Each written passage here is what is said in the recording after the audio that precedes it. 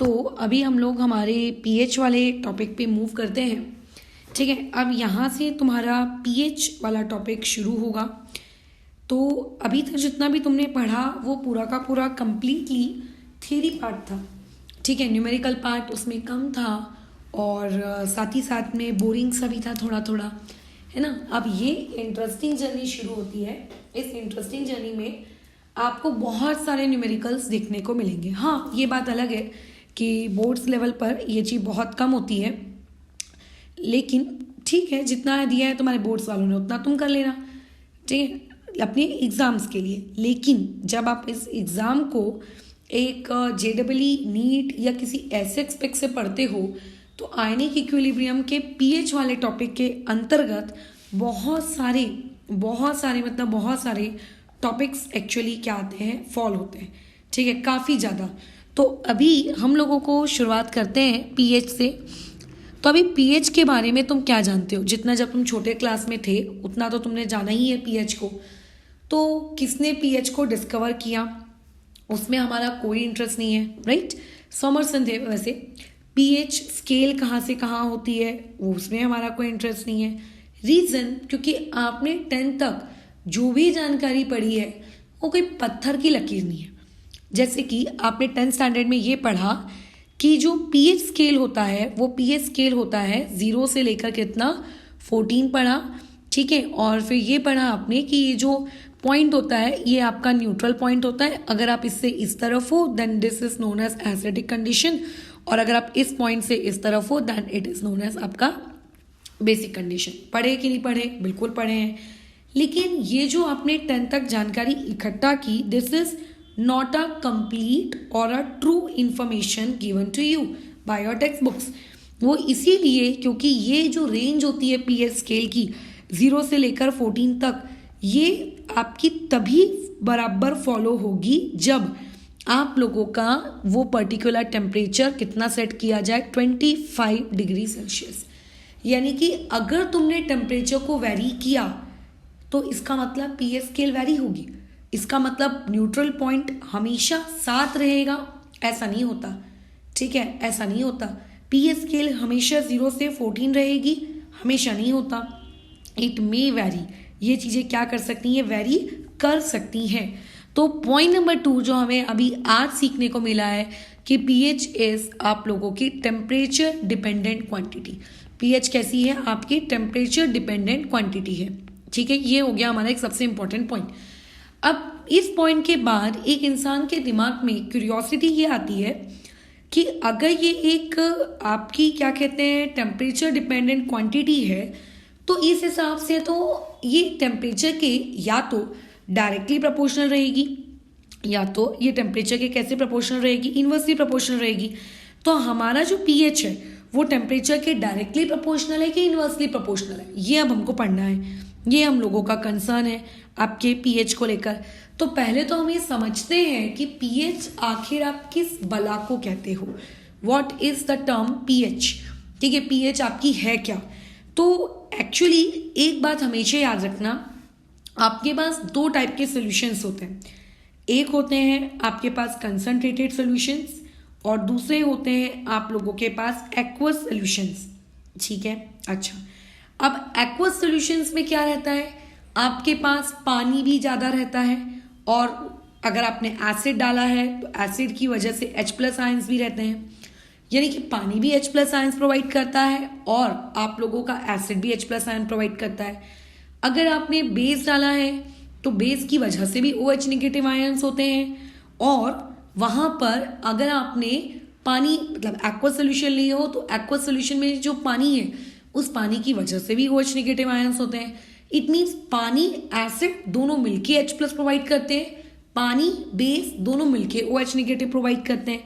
तो ओवरऑल उस सोल्यूशन में आप लोगों के पास कितने H+ आयंस हैं इसकी अगर आपको बातचीत की जाए तो आप ये बोलोगे कि यहाँ पे हाइड्रोजन आयन की कंसंट्रेशन या फिर हाइड्रो ऑक्साइड आयन की कंसंट्रेशन, यूजुअली हम लोग हाइड्रोजन आयन्स के टर्म्स में बातचीत करते हैं।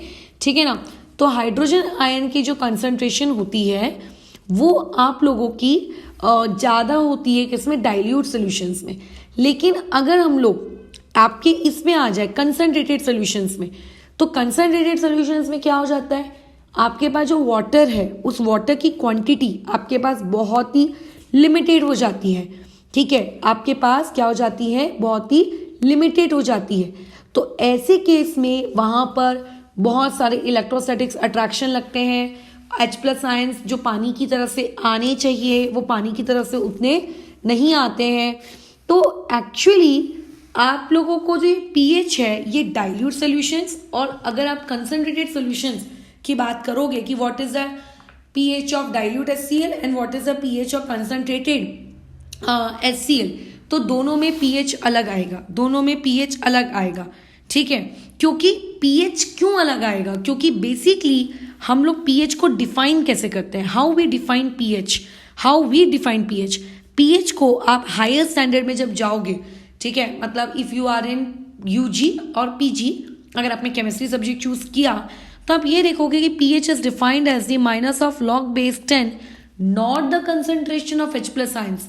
हम पढ़ते भले ही है concentration of H+ ions, negative logarithm of concentration of H+ ions, but the actual thing is activity of hydrogen ions.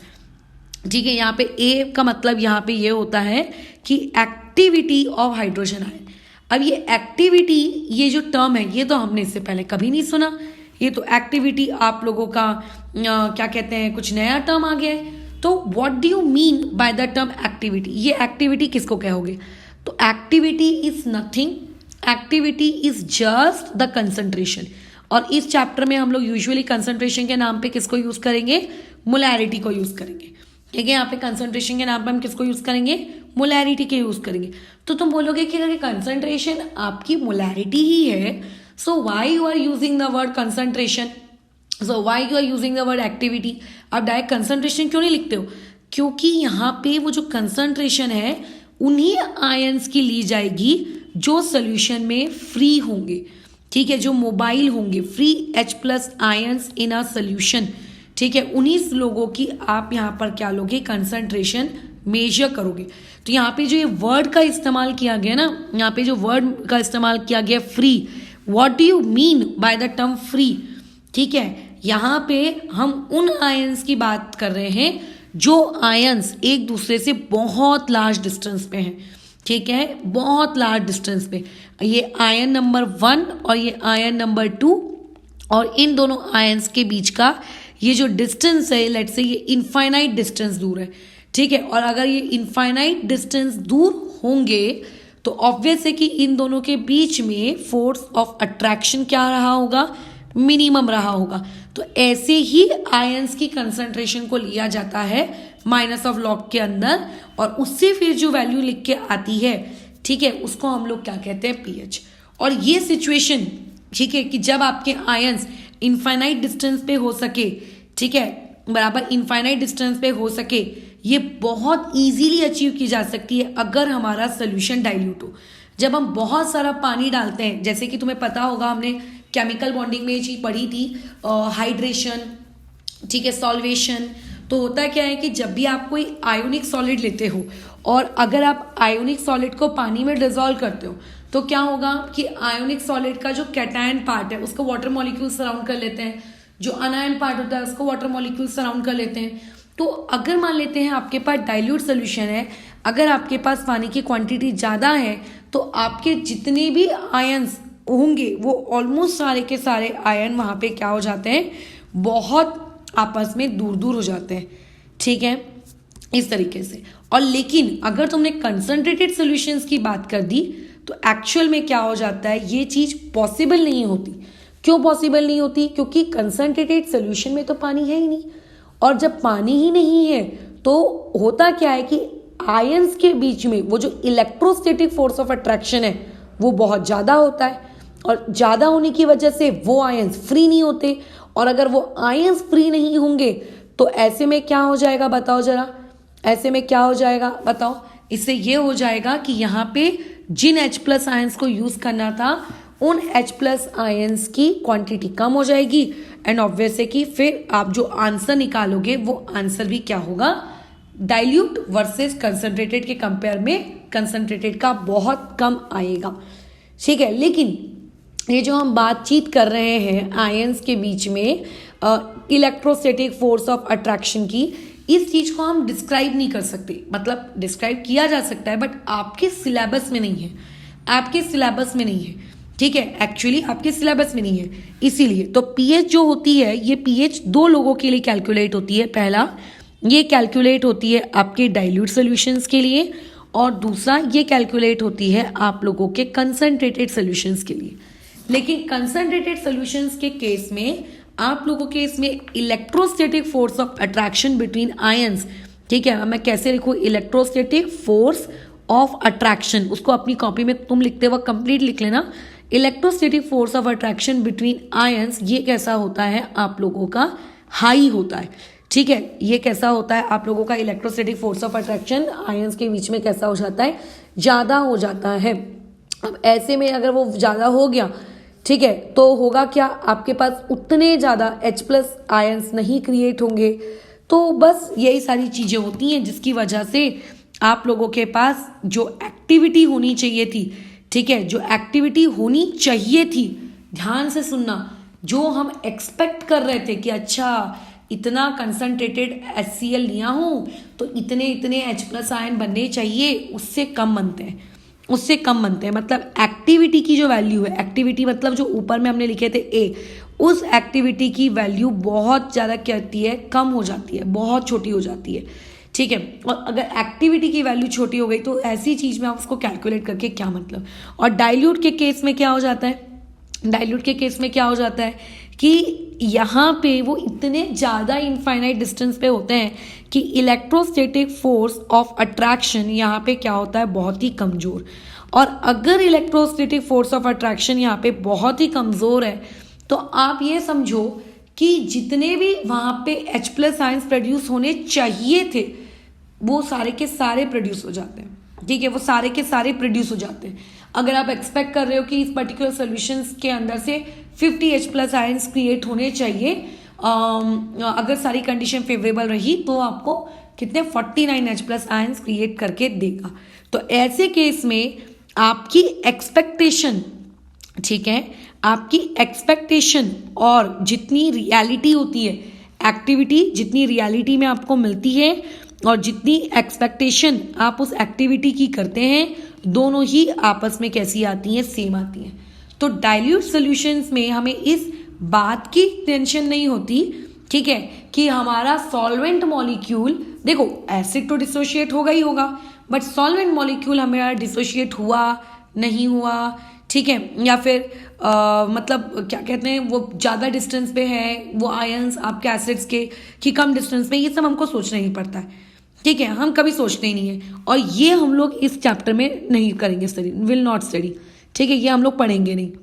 लेकिन कुछ कुछ क्वेश्चंस हमारे पास ऐसे आ जाएंगे जिन क्वेश्चंस में हम लोगों को कंसंट्रेशन क्योंकि ज़्यादा निकल के आ रही होगी तो फिर हम लोगों को यहाँ पे ये फॉर्मूला यूज़ करना पड़ेगा, बट इसकी डिटेल हम नहीं पढ़ने वाले। एक्टिविटी क्या होती है नहीं होती है ये सब आपको पढ़ना ही नहीं है, ये सब आपको पढ़ना ही नहीं है।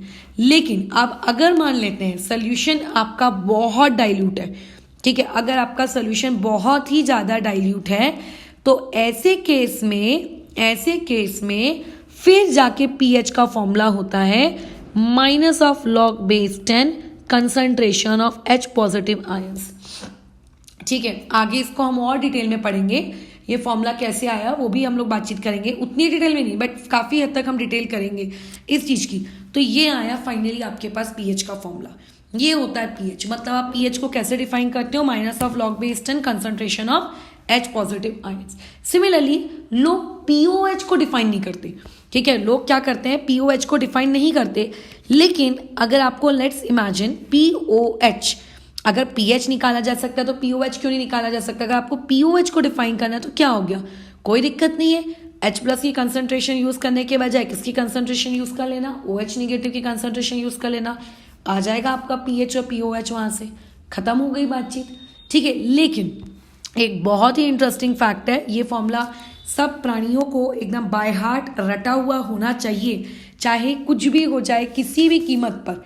वो ये होता है कि पीएच और आपका जो POH, इन दोनों का अगर आप एडिशन करोगे तो वो बराबर कितना आना चाहिए आपका 14। इस पर भी बात करते हैं लेकिन फिलहाल नहीं। तो ये हो गया हम लोगों के पीएच के बारे में छोटी मोटी सी हम लोगों की जानकारी, ठीक है, बराबर, ये छोटी मोटी सी जानकारी। अच्छा, अब आगे बढ़ते हैं।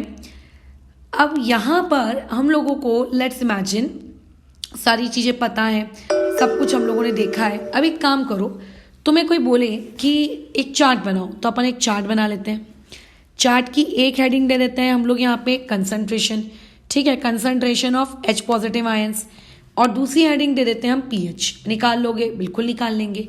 अगर मान लेते हैं आपके पास एक ऐसा सोल्यूशन है जिसमें H पॉजिटिव आयंस की जो कंसंट्रेशन है वो है 10 की पावर -1, तो ऐसे केस में अगर आपको कोई pH कैलकुलेट करने को कहेगा तो आप कैसे करोगे? माइनस ऑफ log बेस 10, ठीक है, और क्या लिखोगे? 10 की पावर -1।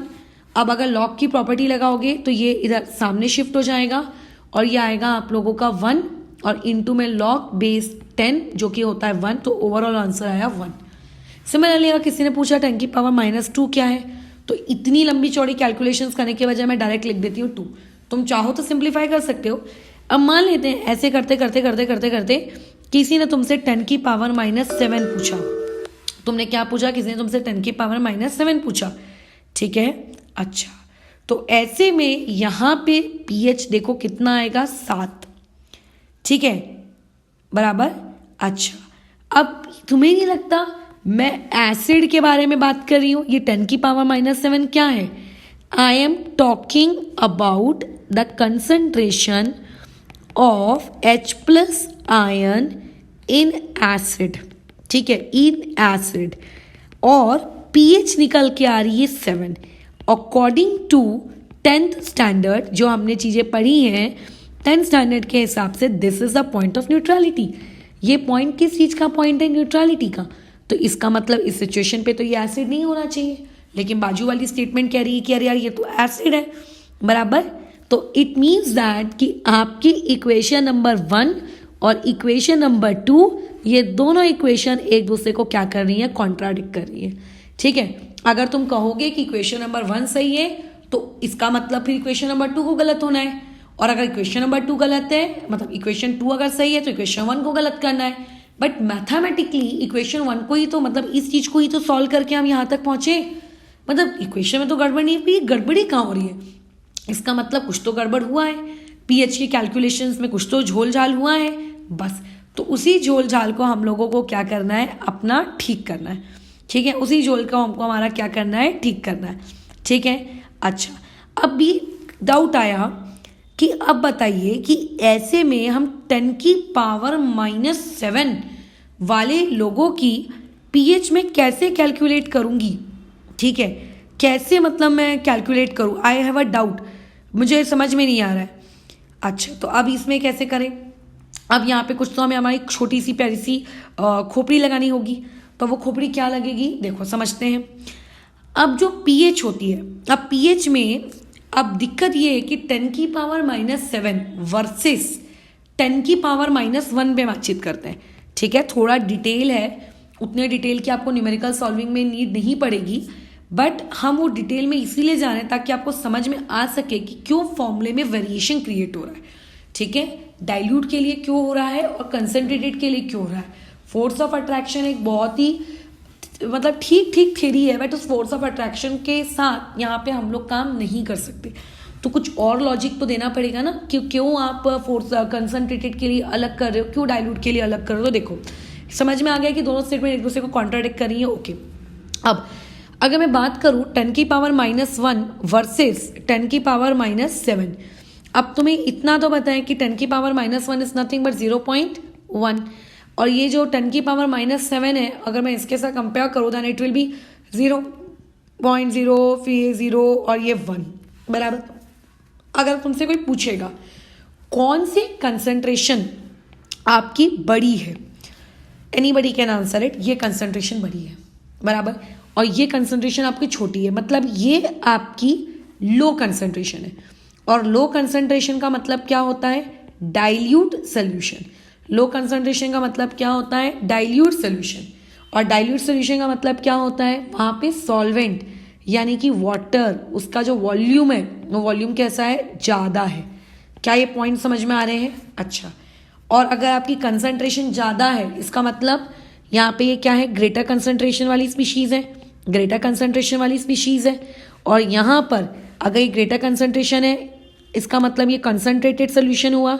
कंसंट्रेटेड सोल्यूशन में जो वाटर का वॉल्यूम होता है, वो वाटर का वॉल्यूम कैसा होता है, कम होता है। तो इससे क्या फ़र्क पड़ रहा है, बहुत फ़र्क पड़ रहा है।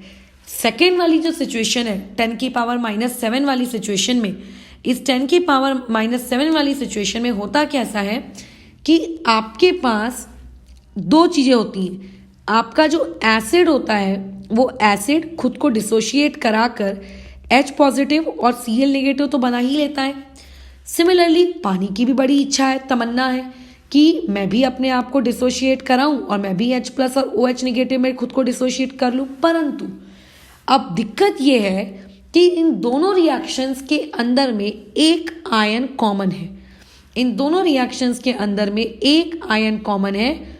और अब होता कैसा है कि HCl के प्रेजेंस में, ठीक है, HCl के प्रेजेंस में अब ये जो आपका H2O है, इसको जितना टूटना चाहिए था, ठीक है, जितना टूटना चाहिए था, ये उतना नहीं टूट पाता। सुनना ध्यान से, जब एक ही कंटेनर के अंदर एक ही जैसी दो स्पीशीज अलग अलग जगहों से प्रोड्यूस हो रही हैं, तो उनमें से एक स्पीशीज दूसरे स्पीशीज के प्रोड्यूस होने के ऊपर क्या कर देती है, कंट्रोल लगा देती है, सप्रेस कर देती है उसका प्रोड्यूस होना। क्या कर देती है, उसका प्रोड्यूस होना सप्रेस कर देती है। तो जो वाटर है, ठीक है, वो जितना डिसोशिएट हो सकता था बराबर, वो उससे कम डिसोशिएट होता है। ये ऐसा क्यों होता है, हम कॉमन आयन इफेक्ट में पढ़ेंगे। इवन ये जो मैं बता रही हूँ ये कॉमन आयन इफेक्ट ही है, बट राइट नाउ मैं कॉमन आयन इफेक्ट को टच नहीं करना चाह रही हूँ। लेकिन अभी के लिए सिर्फ सुन लो, कॉमन आयन इफेक्ट में देखने के बाद इस चीज़ को वापस से देखना तो ज़्यादा अच्छे से समझ में आएगा। तो होता कैसा है कि जो आपका H2O है, ये H2O क्या होता है, जितना डिसोशिएट होना चाहिए था उससे कम डिसोशिएट होता है। ठीक है, वाटर वो डिसोशिएट लेस, जितना होना चाहिए था उससे क्या हो जाता है, वो कम डिसोशिएट होता है। और कम डिसोशिएट होने की वजह से क्यों होता है कम, क्योंकि वहाँ पे आप लोगों का HCl मौजूद है।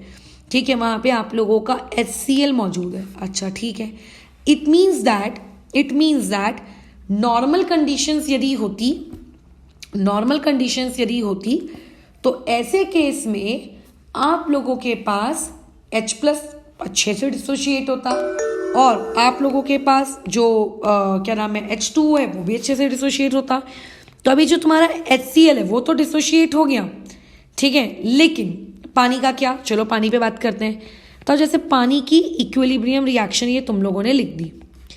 अब स्टार्टिंग में तो तुम जानते ही हो कि कुछ ना कुछ अच्छी खासी कंसंट्रेशन रही होगी, फिर इक्विलिब्रियम आते आते वो धीरे धीरे H2O गायब होता गया होगा और H पॉजिटिव और OH नेगेटिव प्रोड्यूस होते गए होंगे। तो मुझे नहीं पता कि एट T=0 इस H2O की कंसंट्रेशन क्या है, तो मैंने इसको रैंडमली एक Z वेरिएबल ले लिया है जिसका मुझे पता है कि कोई भी आगे जाके उपयोग होने वाला नहीं। अब इक्विलिब्रियम आते आते तुम ये जानते हो कि Z में से X चला जाएगा या X बनेगा, बराबर जानते हो ना। लेकिन केमिकल इक्विलिब्रियम भी पढ़कर आए हो ना।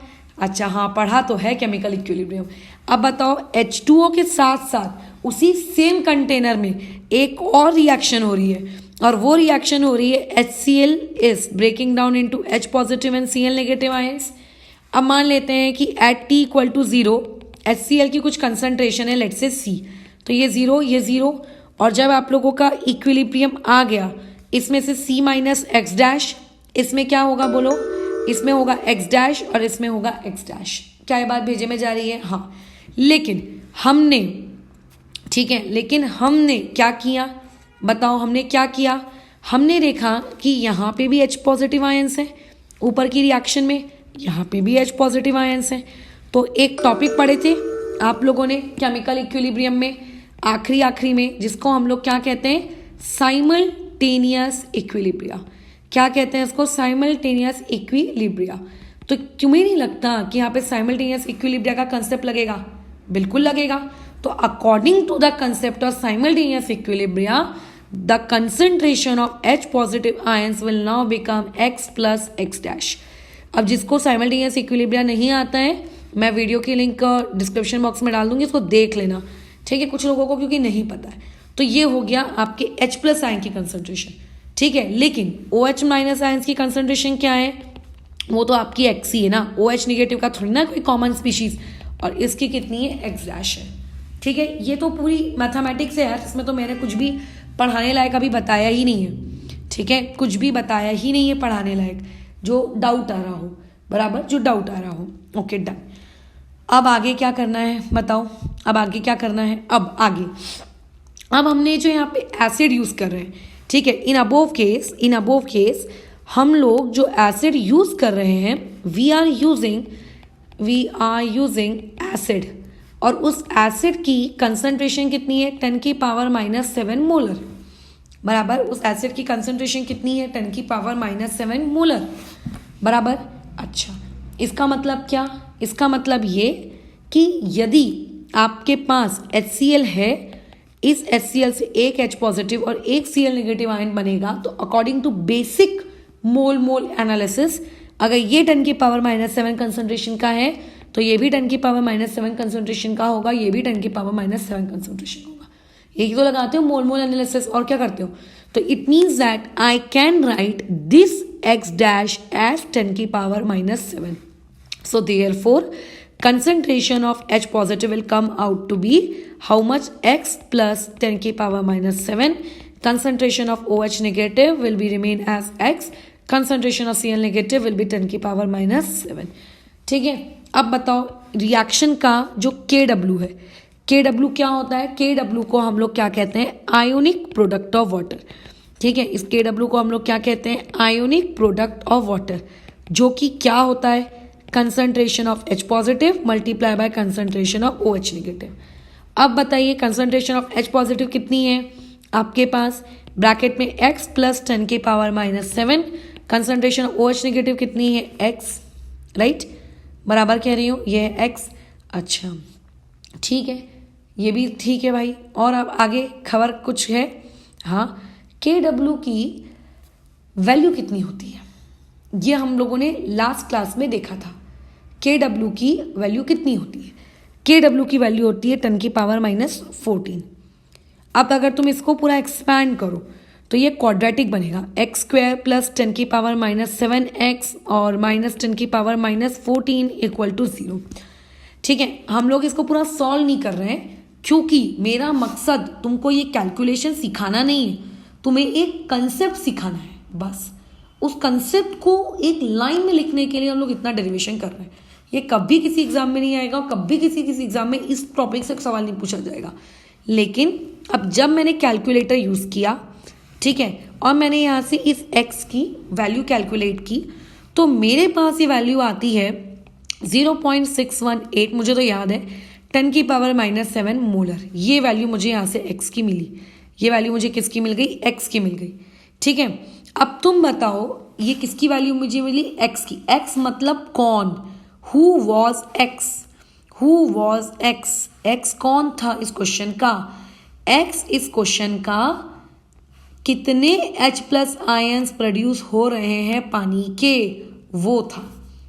कितने H प्लस आयंस प्रोड्यूस हो रहे हैं पानी के, वो था, बराबर। अभी जिस तरीके से मैंने तुमसे कहा कि यहाँ पे आपके पास जो एसिड है, अगर हम लोग 25 डिग्री सेल्सियस की बात कर रहे हैं, ठीक है, अकॉर्डिंग टू लास्ट लेक्चर, देखो अकॉर्डिंग टू लास्ट लेक्चर, पानी जब जब डिसोशिएट होता है तो पानी डिसोशिएट होकर जो OH निगेटिव और जो H पॉजिटिव बनाता है, उन दोनों की कंसंट्रेशन 10⁻⁻7 होती है। कितनी होती है, 10⁻⁻7 होती है। मतलब ये आप एक्सपेक्ट कर रहे थे ये आप एक्सपेक्ट कर रहे थे कि जब H पॉजिटिव आयंस प्रोड्यूस होंगे पानी के डिसोसिएशन से तो इतने होने चाहिए थे, इतने मोलर, ठीक है। लेकिन बट रियलिटी देखो क्या निकली, रियलिटी देखो क्या निकली, H पॉजिटिव आयंस की कंसंट्रेशन कितनी निकल के आ रही है कैलकुलेशन से, अगर मैं इसको थोड़ा सा सिंप्लीफाई कर दूं तो ये निकल के आ रही है 6.18 इंटू 10 की पावर कितना -8 मोलर। ठीक है, -8 मोलर। समझ में आ रही है बात? तो इससे क्या दिख रहा है कि एक्सपेक्ट हम ज़्यादा कर रहे थे और रियलिटी में पानी कम टूटा। अब समझ में आया? मैंने यहाँ पे जो ये पिंक शब्दों से वर्ड लिखे थे कि water would dissociate less in the presence of HCl। ठीक है, दिस प्रूव्स दैट, ये चीज़ इस बात को प्रूव करती है। ठीक है, ये जो अपन ने कैलकुलेशन की, ये कैलकुलेशन इस बात को प्रूव करती है कि वाटर जो होता है, वाटर डिसोशिएट्स लेस, एक minute, water dissociates less in presence of acid. ठीक है, वो एसिड के प्रेजेंस में कम डिसोशिएट हुआ। ठीक है, कम डिसोशिएट हुआ। और इसी सेम स्टेटमेंट को वैसे हम कॉमन आयन इफेक्ट कहते हैं, बट कम डिसोशिएट हुआ, इस बात का प्रूफ तो मिल गया ना? हाँ भाई, मिल तो गया हमें। ठीक, डिसोशिएट ये हो रहा है कम। और अब मुझको बताओ, अब अगर किसी ने तुमसे पूछा कि अब आपके पास जो सोल्यूशन है, ये आपके पास कंटेनर है, इस कंटेनर में आपके पास H+ आयन्स है, कौन से वाले बोलो? ये आपके पास H+ आयन्स है एसिड के, और ये H+ आयन्स है आपके पास वाटर से। तभी तो आपके पास अगर कोई पूछेगा कि टोटल H+ आयन्स आपके पास कितने हैं, तो आप क्या बोलोगे? H+ ions due to acid, और आपके पास H+ ions due to water, तभी आप ये बोलोगे, राइट? अच्छा, एसिड तो टूट रहा है नॉर्मल तरीके से जैसा उसको टूटना चाहिए, तो वो तो हो गया 10 की पावर -7। लेकिन वाटर जो कि नॉर्मल तरीके से टूटना चाहिए था, वो नॉर्मल तरीके से ना टूटकर इतनी वैल्यू प्रोड्यूस कर रहा है, बराबर। अच्छा, जिसको अगर आपने कैलकुलेट किया तो यहाँ से टोटल H+ आयन्स की कंसंट्रेशन निकल के आएगी इतनी। अब ये है आपके पास सोल्यूशन में टोटल H+ कंसंट्रेशन, और अब तुमको निकालना पड़ेगा pH। अब तुम निकालोगे pH। अब तुमने अगर pH निकाला तो तुम क्या करोगे? इस वैल्यू को पुट करके pH निकालोगे, इस वैल्यू को पुट करके क्या करोगे? pH निकालोगे। और जब आप इस वैल्यू को पुट करके pH निकालते हो, pH इतनी निकल के आती है, इतनी। अब मुझे एक बात बताओ, ये जो pH की वैल्यू निकल के आई, ठीक है, ये जो pH की वैल्यू आप लोगों की निकल कर आई, ये pH की वैल्यू आपकी <7 है, यानी कि एसिडिक। और किसके लिए? कौन सी कंसंट्रेशन के लिए? पढ़ो, किस कंसंट्रेशन के लिए? फॉर 10 की पावर -7। बट लेकिन हम जब ये ऊपर ये वाला फॉर्मूला लगा के काम कर रहे थे, तब तो 10 की पावर -7 के लिए तो तब तो वैल्यू 7 आ रही थी। हाँ, आ रही थी, क्योंकि उस वक्त हम वाटर को अकाउंट में नहीं ले रहे थे। हम सोच रहे थे कि हमारी एसिड की कंसंट्रेशन 10 की पावर -7 है, तो बस उसी से आप pH निकाल लो भैया। ठीक है, हम ये सोच रहे थे। क्यों? सिर्फ एसिड ही है क्या जो तुमको H+ आयन्स दे रहा है?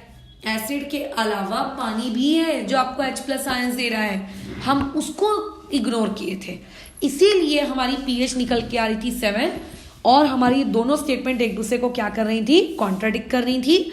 तो इससे ये साबित होता है कि यदि आपकी कंसंट्रेशन बहुत बहुत बहुत बहुत बहुत कम रहती है, मैं बताऊंगी कितनी कम रहती है, अगर बहुत बहुत बहुत बहुत कम रहती है, तो ऐसे केस में आप सिर्फ एसिड की कंसंट्रेशन को कंसीडर करके pH के फॉर्मूले में आप पुट नहीं कर सकते। ठीक है, pH के फॉर्मूले में आप पुट नहीं कर सकते। आपको वाटर की तरफ से H+ आयन्स कितने मिल रहे हैं, आपको वो भी कंसिडर करना पड़ेगा। या फिर अगर मैं बेस की बात कर रही हूं, तो अगर आपके पास बहुत बहुत कम कंसंट्रेशन का बेस है, तो आप उस बेस की कंसंट्रेशन को यूज नहीं कर सकते POH निकालने के लिए। आपको उस बेस की वजह, मतलब पानी की वजह से जो OH नेगेटिव आयन्स आ रहा है, उस OH नेगेटिव आयन को भी कंसीडर करना पड़ेगा, तब सही आंसर आएगा। इस सारी चीज से हम लोगों का ये कंक्लूजन निकलता है। ठीक है, इस पूरी बातचीत से हम लोगों का कंक्लूजन निकला क्या? इतना बड़ा हमने महाभारत रच दी। इस महाभारत से हम लोगों को क्या समझ में आया कि we will never consider alone HCl और base for calculating the pH और फॉर कैलकुलेटिंग द POH। ठीक है, if the concentration is very very very very low. ठीक है, very very very very low. तो पहला पॉइंट हम ये लिखेंगे कि हम एक्सपेक्ट कर रहे थे, ठीक है, हम एक्सपेक्ट कर रहे थे, एक्सपेक्टेड था कि H+ आयन्स की कंसंट्रेशन निकल कर आती इतनी, लेकिन हम लोगों ने रियलिटी में देखा कि H प्लस आयंस की कंसंट्रेशन निकल कर आई 0.618 इंटू 10 की पावर -7 मोलर, जो कि कम आई। जो कि कैसी आई बोलो, कम आई। एक्सपेक्टेड वैल्यू से वो क्या आई, कम आई। इससे ये शिक्षा मिलती है, इससे शिक्षा मिलती है कि वाटर का जो डिसोसिएशन है, वाटर ने अपना जो डिसोशिएट होने की जो उसकी टेंडेंसी थी, वो उसकी डिसोसिएशन की टेंडेंसी क्या हो गई, सप्रेस हो गई। क्यों सप्रेस हो गई? Due to the same ion, due to same ion of same H positive ions of acid, acid के H पॉजिटिव आयंस की वजह से। और therefore here common ion effects work. ठीक है, यहाँ पे कौन सा वाला इफेक्ट काम किया? आप लोगों का कॉमन आयन इफेक्ट ने काम किया।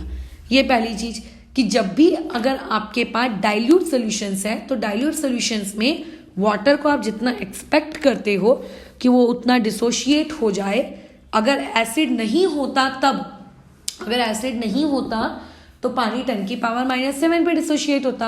अब क्योंकि वहां पे एसिड है, तो आप ये बिल्कुल उम्मीद नहीं कर सकते पानी से कि देख भाई पानी तो 10 की पावर -7 पर ही डिसोशिएट होगा। ठीक है, वो क्या करता है बताओ, वो क्या करता है बताओ, वो कम डिसोशिएट होता है। ठीक है, क्यों होता है? कॉमन आयन इफेक्ट की वजह से। वी वॉच्ड इट, हमने देख लिया, ठीक है, हमने प्रूफ देख लिया। अब वापस इससे ज़्यादा डिस्कशन हमें नहीं करना है। ठीक है, अच्छा, अब ऐसे में क्या करें हम लोग? अब हम लोगों को कुछ कंक्लूड करना पड़ेगा। तो हमने कंक्लूड ये किया कि वाटर जो है, अगर अपना वाटर की तरफ से जो H प्लस आयंस का जो कंट्रीब्यूशन है वो कंसीडर कब करें? When you have to consider the contribution of H plus ions from the water. ठीक है, ओनली व्हेन। अब इस ओनली व्हेन वाली कंडीशन को एकदम अच्छे से गोल्डन अक्षरों से मार्क करके रखेंगे। ओनली व्हेन जब H प्लस आयंस की कंसंट्रेशन एसिड वाली 10 की पावर -6 मोलर से कम की होगी, सॉरी कैसी होगी, ग्रेटर देन 10 की पावर, हाँ ये होगी तभी, अदरवाइज नहीं। हाँ, ये सो वी फाइनली हम ये बता सकते हैं कि आपको H प्लस आयंस वाटर के कब कंसिडर करने हैं और आपको कब कंसिडर नहीं करने हैं। इस पे मैं और पॉइंट्स लिखाऊंगी, मुझे और फॉर्मुलेज भी लिखाने हैं, बट फिलहाल हम लोग इस पे यहाँ पे बातचीत रोकते हैं, क्योंकि अभी और भी आगे मुझे टॉपिक्स बताने हैं। उन टॉपिक्स को बताने के बाद हम वापस से इस टॉपिक में घूम फिर कर आएंगे। ठीक है, और हाँ, ऐसा नहीं है कि मैं पूरी बातचीत सिर्फ एसिड या सिर्फ बेसिस के लिए, सिर्फ एसिड्स के लिए कर रही हूँ। सेम लॉजिक बेस के लिए लगेगा, H प्लस की जगह OH नेगेटिव आ जाएगा, उसमें क्या फ़र्क पड़ने वाला है ना। तो इससे ये शिक्षा मिलती है कि जब अच्छा, अब इसमें एक और मैं तुम्हें बात बता दूं, इंटरेस्टिंग फैक्ट है भगवान, लोगों को ना इस पॉइंट पे एक बहुत बड़ा, पता नहीं कंफ्यूजन तो नहीं कहना चाहिए, पगलापन होता है।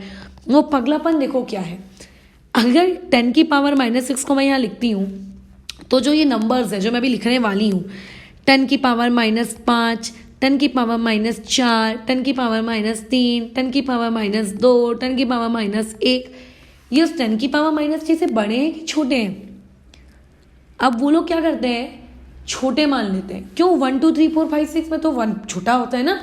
अरे महान प्राणियों, वहाँ पे क्या लिखा हुआ है, माइनस में आपका उल्टा हो जाता है, बचपन में पढ़ा होगा, राइट, याद आ रहा है ना। तो जब भी आप क्या कर रहे हो, इन लोगों की इस कंसंट्रेशन की बात कर रहे हो, इस कंसंट्रेशन की बात कर रहे हो, कौन सी? H प्लस आयंस एसिड के। तो इस सिचुएशन में आपको क्या करना है, इस सिचुएशन में आपको क्या करना है, वाटर की concentration of H plus due to water, या फिर concentration of OH negative due to water, आपको क्या करनी है, इग्नोर करनी है। ठीक है, आप वाटर को तभी कंसिडरेशन में लोगे जब आपकी वैल्यूज 10 की पावर -7, 10 की पावर -8, 10 की पावर -9, 10 की पावर -10 ... बड़ी होंगी। ठीक है, जब आपके एसिड की कंसंट्रेशन क्या होगी, इस रेंज की होगी, 10 की पावर -6 से बड़ी वाली रेंज की होगी, तो ही आप वाटर को कंसिडर करोगे। ठीक है, यहाँ पे आप इसको इग्नोर नहीं कर सकते, यहाँ पे आपको वाटर को क्या करना पड़ेगा, कंसिडर करना पड़ेगा। ये एक बहुत इंपॉर्टेंट डिस्कशन है कि कब वाटर को कंसिडर करें और कब नहीं करें।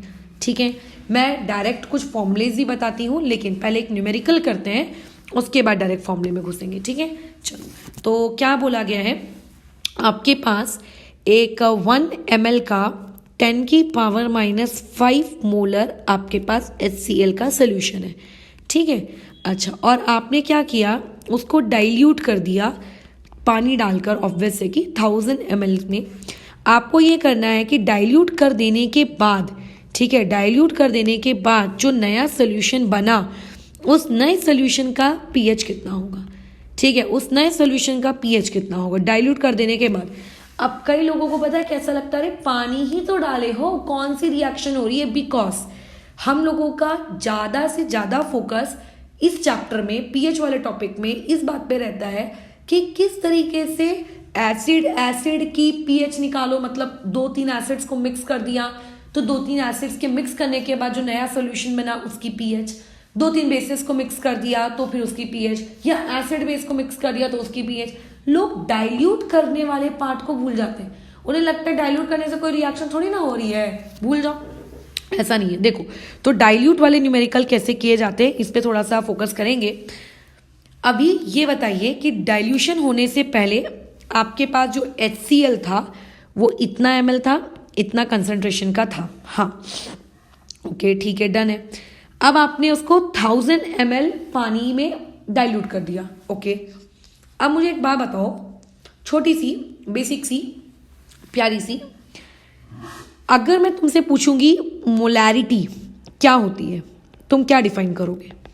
मोल्स ऑफ दैट सॉल्यूट बराबर upon volume of solution in litre, right. Okay, जब आप पानी डालते हो, ठीक है, व्हेन वी ऐड वाटर, आपको क्या लगता है, मोल्स ऑफ सॉल्यूट चेंज होते हैं क्या। कई लोगों को लगता है हाँ, नहीं होते, सॉल्यूट थोड़ी ना ऐड कर रहे हो भाई तुम, ये आपके कैसे रहेंगे, सेम रहेंगे, ये आपके सेम रहते हैं, अनचेंज्ड रहते हैं। चेंज कौन हो रहा है फिर, चेंज होता है सोल्यूशन का वॉल्यूम, ये होता है आपका चेंज, ये होता है आपका चेंज। क्या ये बात जा रही दिमाग में, कौन चेंज होता है, ये दिख रही है वैल्यू, ये चेंज होती है।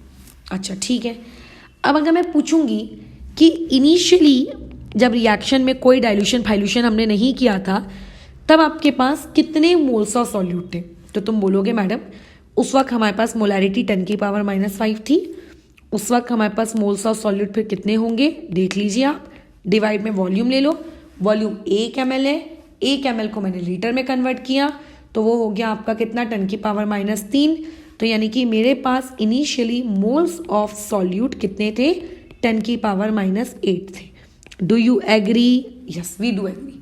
अब उसके बाद मैंने क्या कर दिया, मैंने डाइल्यूशन कर दिया, ठीक है, मैंने पानी ऐड कर दिया, कितना पानी ऐड किया, 1 लीटर, ठीक है, मतलब हमने क्या किया, जो इज डाइल्यूटेड 2000 ml, मतलब डाइल्यूटेड बाय 1000 ml नहीं, बाय 1000 ml का मतलब होता है कि पहले जितना भी वॉल्यूम था उसमें और 1000 ml डाला, और डाइल्यूटेड 2000 ml का मतलब होता है जितना वॉल्यूम था उसको इंक्रीज करके 1000 कर दिया गया, यानी कि ऐड की हुई वैल्यू 999 है।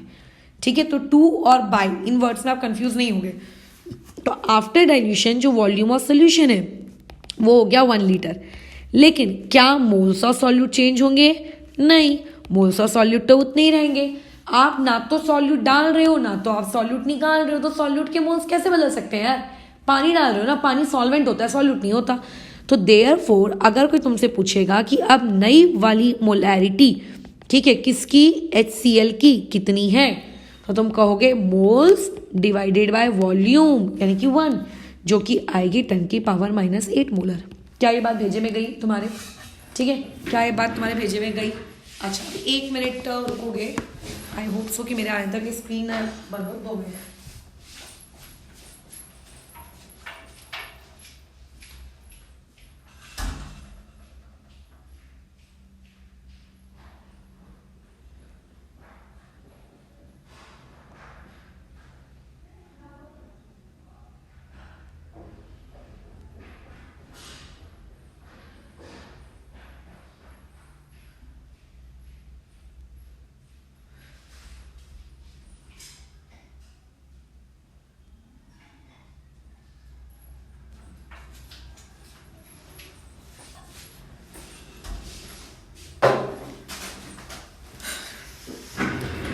चलो कंटिन्यू करते हैं।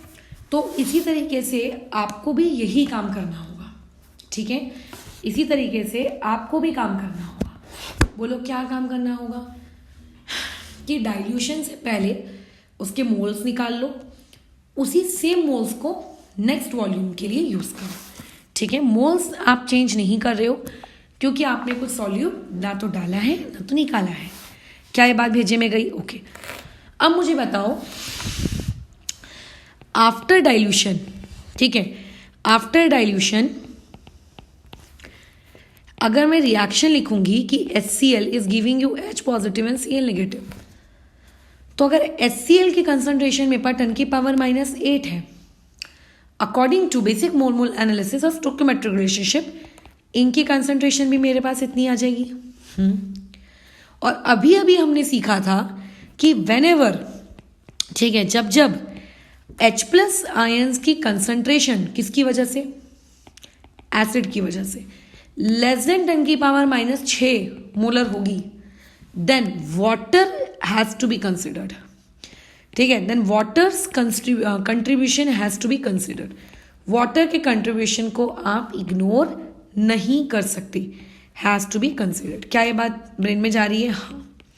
अब यहाँ पे वाटर को भगाओगे क्या? नहीं, वाटर को नहीं भगा सकता भाई मैं। अब क्वेश्चन कैसे सॉल्व करो? तो अब तुम्हें लगेगा कि कोई फॉर्मूला होगा, नहीं कोई फॉर्मूला नहीं है, बहुत सिंपल है। क्या होगा बताओ? पानी H2O डिसोशिएट हुआ H पॉजिटिव OH नेगेटिव बराबर, बाजू में HCl है, डिसोशिएट हुआ H पॉजिटिव Cl नेगेटिव।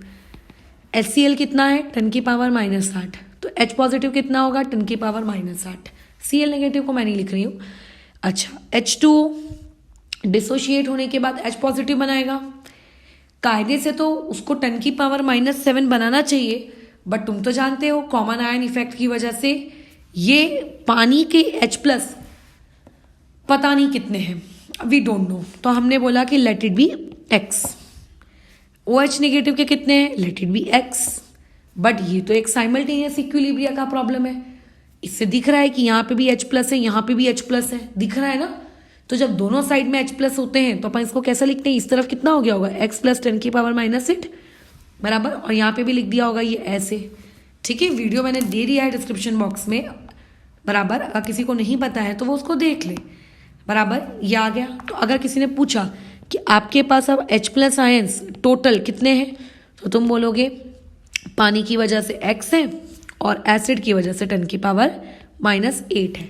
किसी को अगर साइमल्टेनियस इक्विलिब्रियम नहीं भी देखना है तो इतना ध्यान रखा करो, पानी की वजह से X और एसिड की वजह से 10 की पावर -8 ऐसे। अब वही जो मैंने तुम्हें पूरी प्रोसेस नहीं ऊपर समझाई थी, ये हमने पूरी प्रोसेस लिखी थी, KW निकाला था, ये H+ की कंसंट्रेशन निकाली थी, फिर उसका pH VH किया था, वही सेम प्रोसेस न्यूमेरिकल में रिपीट हो रही है, सेम प्रोसेस। लंबे लंबे न्यूमेरिकल्स होते हैं इसके। बताओ तो अभी KW कितना हो जाएगा? KW हो जाएगा यही आपका आयोनिक प्रोडक्ट, KW की वैल्यू 10 की पावर -14, H पॉजिटिव की वैल्यू X + 10 की पावर -8, इसकी वैल्यू X, क्वाड्रेटिक बोलो क्या है? X² + 10 की पावर -8X - 10 की पावर -14 = 0। क्वाड्रेटिक यार सॉल्व तो करनी पड़ेगी। अब बताओ फॉर्मूला मेथड से अगर तुमने इसकी क्वाड्रेटिक को सॉल्व करने का दृढ़ निश्चय किया तो ये कुछ आपके पास सामने चीज़ें आपके सामने रख दी गई हैं बराबर, लगा लो। एक मैं क्वाड्रेटिक सॉल्व करके दिखा देती हूँ ताकि तुम लोगों को पता होना चाहिए कि किस प्रकार से आप उसको करते हो। तो ये हो जाएगा 10 की power -16 -4 times of A × C, तो ये +4 × 10 की पावर अच्छा मैंने इंटू और डॉट दोनों लगा दिया, 2 मिनट, ठीक है। ये कितना हो जाएगा? 4 × 10 की पावर -14। समझ में आ रही है कैलकुलेशन? डिवाइड में क्या होता है? 2 टाइम्स ऑफ A, तो डिवाइड में ये 2। अच्छा, अब इसको सॉल्व कैसे करेंगे? अपने हाथों से। कैसे? देखो थोड़ी बहुत ना पावर्स की एडजस्टमेंट आपको ना सीखनी पड़ेगी। अब अगर नहीं सीखोगे तो तुम मरोगे। अब जैसे कितना अच्छा होता काश इसकी पावर भी 10 की पावर -16 होती, कितना अच्छा होता है ना। तो कर सकते हो क्या इसकी पावर 10 की पावर -16? बिल्कुल कर सकती हूँ मैं। कैसे? ये जो सामने में 4 लिखा है ना, इस 4 को मैंने लिख दिया 0.04, ठीक है। क्या लिख दिया 0.04। क्यों? क्योंकि मुझे यहाँ पे 14 की जगह 16 चाहिए, मुझे -2 से पावर बढ़ानी है, तो वहाँ पे मैंने 2 पॉइंट लगा दिए। ये इस तरीके से पावर एडजस्ट करना आपको आना चाहिए।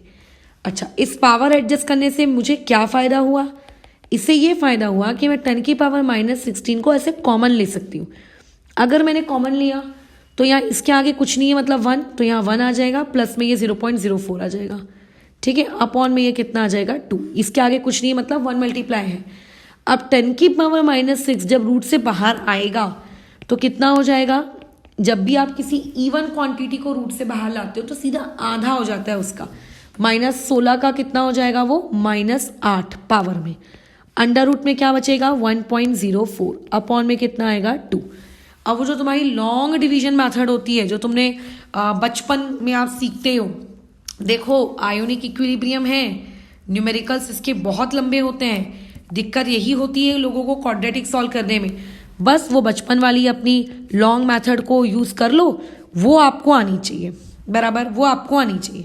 अगर आपको वो नहीं आती है और आप सोच रहे हो उसके बिना मैं कूदी मारूंगा, तो वो नहीं चलेगा, ठीक है, वो नहीं चलेगा, बराबर। तो इसकी वैल्यू कुछ आएगी तुम्हारे पास 1.01 के आसपास, तो ये मैंने लिख दी। क्या? ±10 की पावर -8 मल्टीप्लाई बाय, ये एक साथ रहेगा, ठीक है, ये क्वांटिटी एक साथ है, 1.01 इतना लिख रही हूँ बस, अपॉन में 2। क्या अभी भी x आ गया? नहीं आया, अब तो और सॉल्व है। हे भगवान, ये देखो, एक बार प्लस के साथ सॉल्व कर लेते हैं, ठीक है, और एक बार इसी सेम क्वांटिटी को हम किसके साथ सॉल्व कर लेते हैं? माइनस के साथ। बचपन में तो किया ही होगा तुम लोगों ने ये वाला काम, है ना, ये ऐसे। अब यहाँ पे आप क्या कैलकुलेशन करूँ? कई शैतानी खोपड़ियों की दिमागी उपज दौड़ रही होगी, इसको कर लो मैडम आप 10 की पावर -16। भाई साहब, बीच में प्लस लगाए, वो प्रॉपर्टी तब अप्लाई होती है जब बीच में मल्टीप्लाई हो, ठीक है। तो ये हो जाएगा आपका -10 की पावर -8, आप कॉमन निकाल लो, ठीक है, ये मैंने कॉमन निकाला। अब बोलो क्या बचेगा? -1, ठीक है, प्लस कितना आएगा? 1.01, अपॉन में कितना आएगा 2। तो यहाँ से फाइनली मेरे पास ये कोई, इसको तो मैं सॉल्व ही नहीं कर रही, क्योंकि यहाँ से मैं जो भी x निकालूंगी निगेटिव आएगा।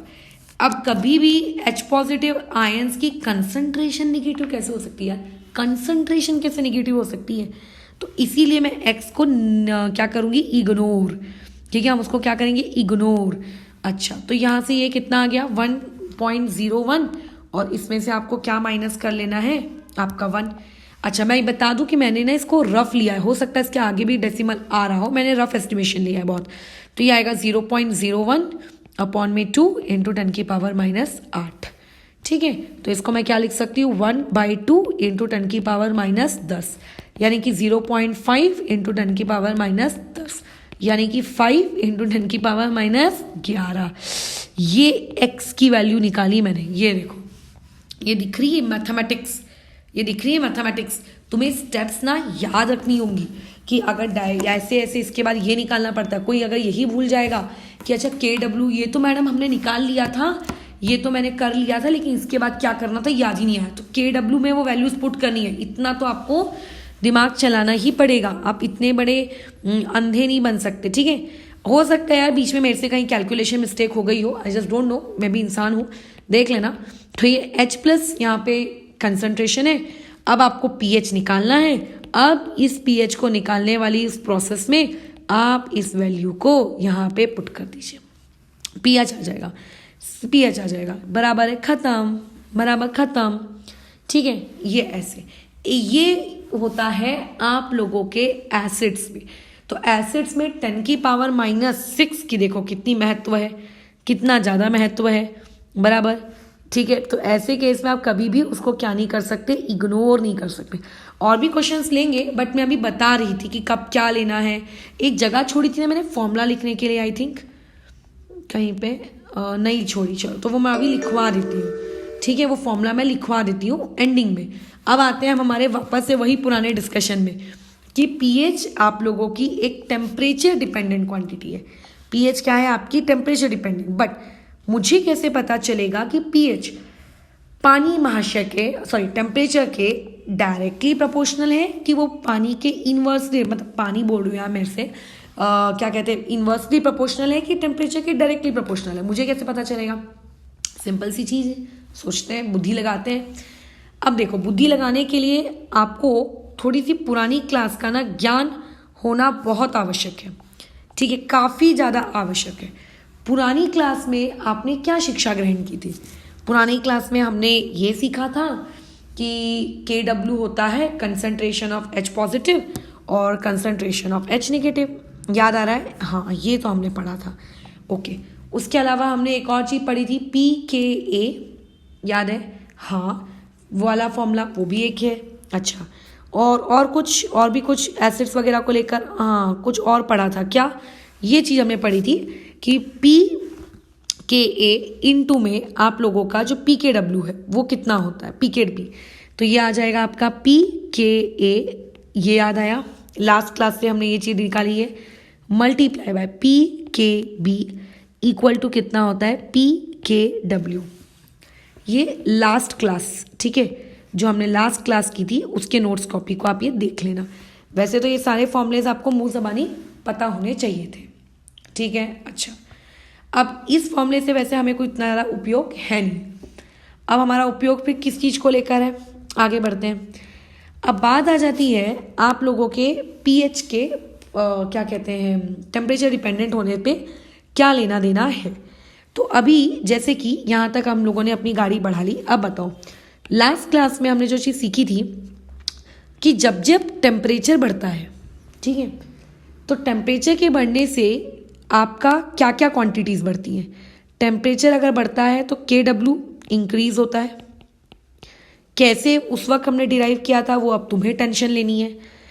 अब टेम्परेचर के बढ़ने से अल्फ़ा इंक्रीज़ होता है।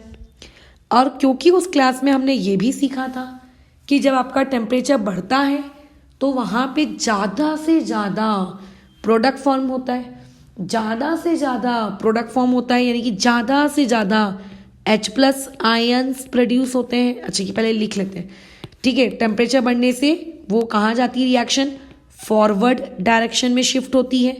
और क्योंकि आपकी रिएक्शन फॉरवर्ड डायरेक्शन में शिफ्ट होती है, इसका मतलब वहाँ पे रिएक्शन में ज़्यादा से ज़्यादा प्रोडक्ट बनता है। और पानी को जब तुम डिसोशिएट करोगे, तुम्हें last class self ionisation of water याद होनी चाहिए इस बातचीत के लिए। अगर नहीं है तो वीडियो को रोक दो, पहले जाके वो देखो, ठीक है। मोर प्रोडक्ट फॉर्म होता है, मोर प्रोडक्ट फॉर्म होता है मतलब ज़्यादा H+ आयन्स प्रोड्यूस होते हैं, ठीक है, बहुत सारे H+ आयन्स प्रोड्यूस हो रहे हैं। ऑब्वियसली कि रिएक्शन जितनी ज़्यादा फॉरवर्ड जाएगी उतने ज़्यादा आप लोगों के H+ आयन्स क्या होंगे, प्रोड्यूस होंगे। हाँ, ठीक है, कोई दिक्कत नहीं है। अब होता ऐसा है कि अब हम लोगों का जो pH होता है, pH, ठीक है, हम लोगों का जो pH होता है, pH की जो रेंज होती है, range, I am talking about range of pH की जो रेंज है वो कुछ इस तरीके की होती है। 0 से शुरू होता है, वैसे वो नेगेटिव से भी शुरू हो सकता है, ऐसा कुछ नहीं है। और उसकी जो एंड लिमिट होती है ना, वो एंड लिमिट होती है pKw। हम लोग कैसे पढ़ते आते हैं बचपन से कि एंड लिमिट है 14। एंड लिमिट 14 नहीं होती, एंड लिमिट कितनी होती है, pKw होती है। कितनी होती है, pKw होती है, ठीक है। अच्छा, और हम लोग बचपन से क्या पढ़ते आते हैं कि न्यूट्रल पॉइंट क्या होता है, 7 होता है। न्यूट्रल पॉइंट 7 नहीं होता, न्यूट्रल पॉइंट उसी pKw का आधा होता है, ठीक है। वैसे उस चीज़ को अभी हम लोग कंसिडर मत करो, सिर्फ आखिरी उसकी रेंज पता करो। अब जब बात होती है 25 डिग्री सेल्सियस की, तो 25 डिग्री सेल्सियस पर लास्ट क्लास में हमने सीखा था KW की वैल्यू होती है 10⁻⁻14। तो देयरफॉर जो pKw होगा वो कितना होगा, -log⁻10 KW। यही होता है ना फॉर्मूला KW का, pKw का। हाँ बिल्कुल, तो pKw की वैल्यू कितनी आती है, 14। इसीलिए जब जब बातचीत 25 डिग्री सेल्सियस पे होती है तो 25 डिग्री सेल्सियस पर ये pH स्केल की रेंज कितनी हो जाती है, 0 से लेकर 14, बराबर। हाँ, लेकिन अब इसका न्यूट्रल पॉइंट क्या होगा, मिड पॉइंट 0 और 14 का, यानी कि 7 पे न्यूट्रल पॉइंट होता है। इसीलिए न्यूट्रल पॉइंट को मैंने क्या कहा था, pKw/2, ठीक है। लेकिन अब मान लेते हैं रिएक्शन आप लोगों की 25 डिग्री सेल्सियस पे नहीं हो रही, रिएक्शन आपकी 35 डिग्री सेल्सियस पे हो रही है, मान के चलो। तो अब तुम अपनी छोटी सी खोपड़ी चलाओ, टेम्परेचर बढ़ाने पर KW क्या होता है, इंक्रीज होता है। ठीक है, टेम्परेचर का बढ़ाने पर क्या होता है, आप लोगों का KW इंक्रीज होता है। ठीक है, अब मान लेते हैं मैं पहुंच गई 35 डिग्री सेल्सियस पर, मैं रैंडम ले रही हूँ, हाँ, मुझे नहीं पता कि 35 डिग्री सेल्सियस पे KW की वैल्यू क्या होती है, बट इतना तो पता है ना कि KW टेम्परेचर बढ़ाने से इंक्रीज होता है। हाँ, तो मैंने मैंने अज्यूम कर लिया कि मेरा KW हो गया 10 की पावर -13। तो बताओ अब PKW कितना हो जाएगा, PKW इस फॉर्मूले में पुट करो, लॉग वाले फॉर्मूले में पुट करो, ये हो जाएगा 13। तो अब बताओ pH की रेंज क्या हो गई, 0 से लेकर 13, और न्यूट्रल पॉइंट क्या हो गया होगा, 6.5, यानी कि 35 डिग्री सेल्सियस पर न्यूट्रल उन लोगों को कहेंगे जिन लोगों की pH 6.5 आएगी। बाप रे, और 6.5 से जिनका कम आएगा उन लोगों को हम लोग क्या कहेंगे, एसिडिक। ठीक है, उन लोगों को हम क्या कहेंगे, एसिडिक। इससे क्या शिक्षा मिली कि अगर आपने टेम्परेचर बढ़ाया तो टेम्परेचर बढ़ाने से pH स्केल की जो रेंज होती है वो रेंज क्या हो जाती है, घट जाती है।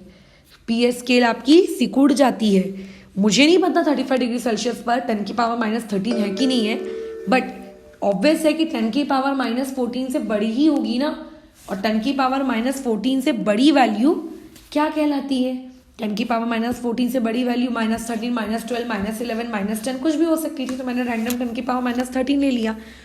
ठीक है, ये इस तरीके से। तो ये हम लोगों का सबसे इम्पॉर्टेंट डिस्कशन कि टेम्परेचर बढ़ाओगे तो pH स्केल की जो रेंज है वो घट जाएगी। ठीक है, तो अभी हमने क्या पढ़ा, ये point number 1, point number 2, point number 3। Point number 3 का जो ये पार्ट है ना, ये बहुत इंपॉर्टेंट है कि pH स्केल की जो रेंज होती है वो क्या होती है, 0 से लेके KW तक, और न्यूट्रल पॉइंट क्या होता है, KW/2। ठीक है, PKW/2 सॉरी। ठीक है, और दूसरा पॉइंट हमने ये पढ़ा कि टेम्परेचर बढ़ाने से आप लोगों की pH की जो स्केल की जो रेंज है वो क्या हो जाती है, घट जाती है। क्या हो जाती है, घट जाती है। अच्छा, अब उसके बाद एक इम्पॉर्टेंट चीज़ और सुन लो, एक इम्पॉर्टेंट चीज़ और सुन लो। वो इम्पॉर्टेंट चीज़ ये है कि जब आप pH की आपकी कोई ना कोई वैल्यू निकली, वैसे ही आपने POH की भी एक वैल्यू निकाली, इन दोनों महान वैल्यूज़ का जो एडिशन होता है, ठीक है, इन दोनों महान वैल्यूज़ का जो एडिशन होता है वो किसके बराबर होता है, PKW के। कैसे होता है मैं थोड़ी सी हिंट दे देती हूँ, बाद में तुम उसको पूरा प्रूफ करके देख लेना। ठीक है, देखो अभी pH क्या होता है, pH क्या होता है, अगर मैं डाइल्यूट सॉल्यूशंस की बात कर रही हूँ, भूल जाओ कि मैं मैडम अगर पानी ज़्यादा रहा कम रहा, भूल जाओ, normal, -log(10) concentration of H+ ions.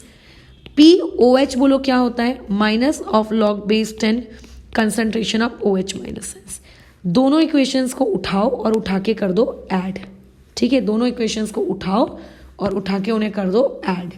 Add करने से क्या हो जाएगा, PH + POH is equals to -log(10) H positive -log(10) OH negative.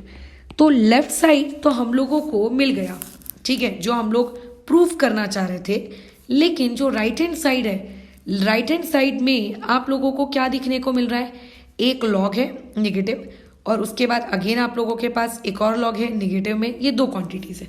तो जो बेसिक आपके पास लॉग की प्रॉपर्टीज होती हैं, क्या वो बेसिक लॉग की प्रॉपर्टीज हम यूज कर सकते हैं? हाँ बिल्कुल यूज कर सकते हैं। तो बताइए लॉग की प्रॉपर्टी क्या है, पहले तो माइनस साइन कॉमन निकाल लो, माइनस साइन कॉमन निकाल लो, ये हो जाएगा log(10) H पॉजिटिव, यहाँ पे आएगा +log(10) OH नेगेटिव। अब बोलो, एक लॉग की प्रॉपर्टी होती है ना, log A + log B, तो वो चीज़ क्या होती है, वो उसको यहाँ इस्तेमाल कर लीजिए। ठीक है, उसको यहाँ इस्तेमाल कर लीजिए, तो log A + log B हो जाता है आप लोगों का log A × B। मैं लगे तो लिख देती हूँ बाजू में, ठीक है, ये बराबर। अच्छा, और हमने कल की क्लास में आयोनिक प्रोडक्ट ऑफ वाटर सीखा था, तो आयोनिक प्रोडक्ट ऑफ वाटर कहता है कि आप लोग इस H पॉजिटिव कंसंट्रेशन का मल्टीप्लिकेशन OH नेगेटिव की कंसंट्रेशन के साथ क्या लिख दो, KW लिख दो। क्या लिख दो उसको? KW लिख दो। तो ये आपने इसको क्या लिख दिया? KW लिख दिया। कैसे लिखा? कुछ दिक्कत तो नहीं है ना? अगर नहीं समझ में आ रहा है तो मैं यहाँ लिख देती हूँ C आयोनिक प्रोडक्ट फॉर्मूला। आप आयोनिक प्रोडक्ट का फॉर्मूला जाकर देखिए। अब ये मैंने लिख दिया, डन। हाँ, लिख दिया। अब लेफ्ट साइड में हम लोग क्या लिखे थे? PH plus POH। लेकिन मैडम ये तो प्रूफ हुआ नहीं अभी, तो ये भी प्रूफ हो जाएगा महान प्राणियों। ये भी आप लास्ट लेक्चर में जाके देखो, बल्कि शायद उसके भी पहले लेक्चर में जाके देखो, जहाँ प्रॉपर्टीज ऑफ वाटर सिखाया है। इसको कुछ और नहीं बल्कि इसको PKW कहते हैं। बल्कि यहाँ पे भी लिखा के दिया है, ये देखो, PKW is nothing but minus of log based and KW। तो यहाँ से हमने ये प्रूफ कर दिया कि PH प्लस POH कितना होता है? PKW। और अगर मान लेते हैं, ठीक है, अगर हम लोग 25 डिग्री सेल्सियस पर हैं तो पूरी दुनिया को पता है कि 25 डिग्री सेल्सियस पे PH और POH का एडिशन 14 आता है। क्यों पता है पूरी दुनिया को? क्योंकि 25 डिग्री सेल्सियस पर आपका जो PKW होता है वो खुद 14 हो जाता है, इस तरीके से। तो अभी तक हम लोग एक बार समराइज कर लेते हैं आखिरी में। क्या समराइज करें? पहला पॉइंट ये हम लोग समराइज कर लेते हैं कि पीएच आप लोगों की, अरे यार ये क्या हो गया, 2 मिनट। हाँ, पीएच आप लोगों का क्या है? टेम्परेचर डिपेंडेंट क्वांटिटी है, ठीक है। अच्छा, पीएच आप लोगों का इन्वर्सली प्रोपोर्शनल होता है। पीएच का रेंज, ठीक है, पीएच का जो रेंज है वो इन्वर्सली प्रोपोर्शनल होता है टेम्परेचर के। दूसरी बात, पीएच का रेंज कहाँ से कहाँ तक होता है? 0 से लेके PKW तक होता है, और उसका न्यूट्रल पॉइंट कहाँ होता है? PKW/2 पे होता है, ठीक है। D point, PH plus POH आपके पास कितना होता है? PKW। अब कई लोगों को दिक्कत होगी कि मैम PH लिखते वक्त P स्मॉल होता है, H कैपिटल होता है। वो कर लो यार, तुम्हें अगर कंसेप्ट से मतलब नहीं है, तुम्हें कैपिटल लेटर लिख रहा है कि स्मॉल लेटर लिख रहे हैं उससे मतलब है, तो तुम लिख लो। अच्छा, और अगर इसमें एक स्पेशल कंडीशन ऐड कर देते हैं, एट 25 डिग्री सेल्सियस, ये तुम्हें रट जाना चाहिए, PKW कितना होता है आपका? 14 होता है। ये रट जाना चाहिए कि अगर क्वेश्चन में टेम्परेचर मेंशन नहीं किया है तो मान के चलिए कि वो 25 डिग्री सेल्सियस की बात कर रहे हैं, ठीक है। अच्छा, और कुछ पुरानी क्लास के फॉर्मूलेज ही भूले बिसरे याद कर लेते हैं। पुरानी क्लास में हमने ये सीखा था कि H पॉजिटिव और OH नेगेटिव की कंसंट्रेशन का मल्टीप्लीकेशन क्या होता है? KW होता है, ठीक है। पुरानी क्लास में हमने ये सीखा था PKA मल्टीप्लाई बाय PKB होता है आप लोगों का PKW।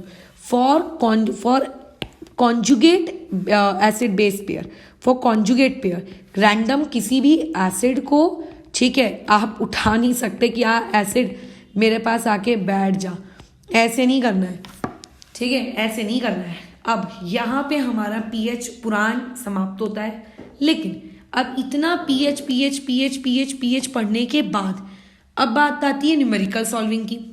हम न्यूमेरिकल सॉल्विंग के लिए इतना लंबा लिखेंगे क्या कि पहले हम सॉल्यूट के मोल्स निकालेंगे, ठीक है, उसके बाद हम डाइल्यूशन करेंगे, उसके बाद फिर हम ये करेंगे, फिर हम वो करेंगे, फिर क्वाड्रेटिक सॉल्व करेंगे। हाँ, करना तो पड़ेगा, ठीक है, करना तो पड़ेगा आपको ये वाला पूरा पुराण।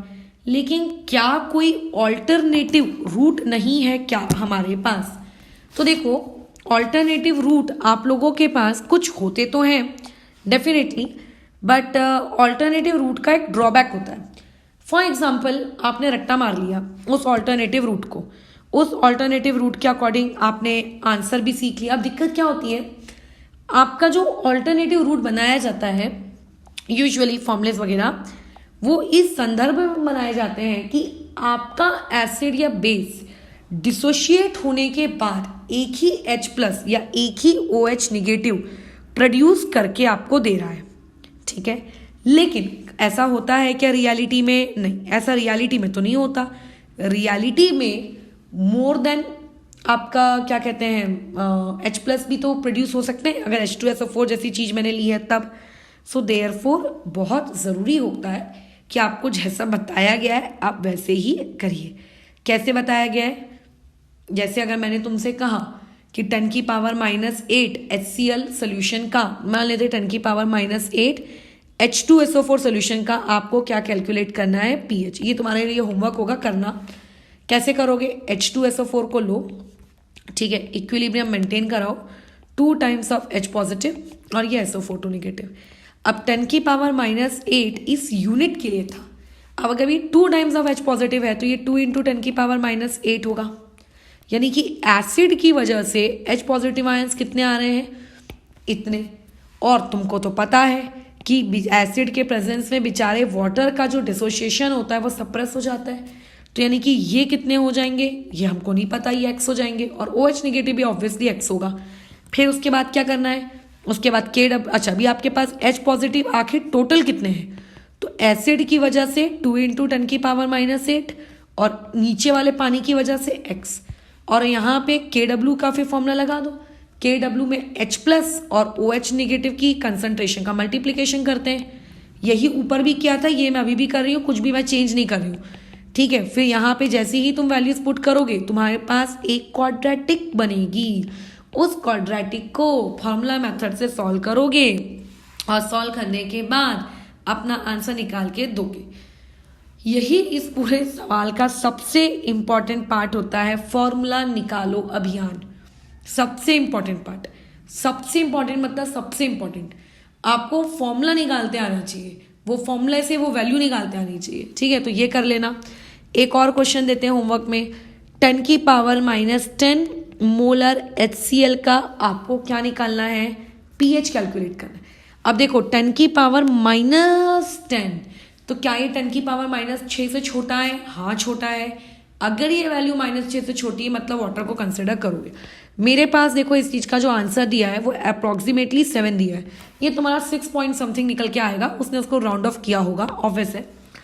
अब जरूरी नहीं है कि एक इंसान हमेशा H प्लस आयंस की कंसेंट्रेशन का ही मतलब pH निकालता है, pH ही निकालता है।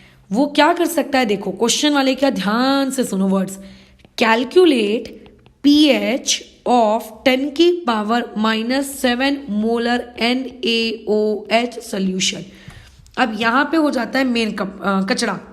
कैसे मेन कचरा, हमारा दिमाग क्या चलता है, NaOH, NaOH यानी कि बेस। बेस के लिए मैडम थोड़ी ना आप pH डिफाइन कर सकते हो, बेस के लिए तो POH डिफाइन होनी चाहिए। बिल्कुल बात बराबर है, लेकिन एक बात ध्यान से सुनो, अगर कोई चीज एसिडिक है तो डेफिनेटली उसके पास H पॉजिटिव आयंस होंगे। अगर कोई चीज बेसिक है तो ऑब्वियस है कि उसके पास OH नेगेटिव आयंस होंगे। बट इसका ये मतलब कतई नहीं होता है कि acidic substance don't contain OH negative ions, they have but very very very very very very less, ठीक है। तो अगर आपसे pH कैलकुलेट करने को बोली है 10 की पावर -7 मोलर NaOH की, उसमें घबराना नहीं है। फिर इस क्वेश्चन को अब कैसे हम लोग करेंगे, तो देखो बहुत ही सिंपल सी चीज़ है, ठीक है। इस चीज़ को करना कोई ऐसा कठिन कार्य नहीं है। आप बस इतना देखो, आपने जैसे एसिड के साथ काम किया था वैसे ही सेम काम यहाँ पे आप NaOH के साथ करो। देखना यार थोड़ी कैलकुलेशन एरर ना हो जाए, उसके लिए जब खुद कॉपी में इस चीज़ को छापो तो अपने हाथ से अपनी कैलकुलेशन खुद करना। अब देखो जैसे HCl अगर टूटता है तो हम यहाँ पे NaOH को भी तोड़ेंगे, तोड़ दो, क्या है Na पॉजिटिव और OH नेगेटिव। NaOH कितना है 10 की पावर -7, तो ये भी 10 की पावर -7, ये भी 10 की पावर -7। वैसे Na प्लस से मेरा कोई खासा लेना देना नहीं है, मुझे मतलब होगा कंसंट्रेशन ऑफ OH नेगेटिव से जो कि बेस की तरफ से आ रही है और वो है 10 की पावर -7। ये मेरा पहला स्टेप डन। अब तुम तो जानते हो दूसरे स्टेप में हमको पानी को तोड़ना रहता है, बट पानी क्या पूरा टूटेगा नहीं, बेस में भी OH नेगेटिव है, पानी में भी OH नेगेटिव है, तो कॉमन आयन इफेक्ट लगेगा, ठीक है। अच्छा अब बताओ यहाँ से पानी के वजह से OH नेगेटिव आयंस कितने हैं, X हैं।